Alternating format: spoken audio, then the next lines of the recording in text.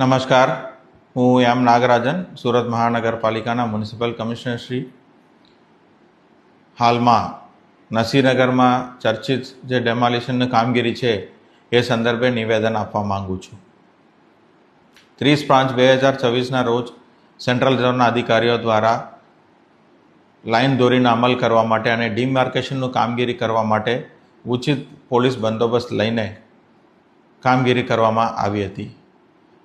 Line દોરીને અમલ અને ડિમાર્કેશનની કામગીરી દરમિયાન ડેમોલિશન પણ એમના દ્વારા કરવામાં આવેલી છે અને લાઇન દોરીનો અમલ પણ કરવામાં આવેલી છે.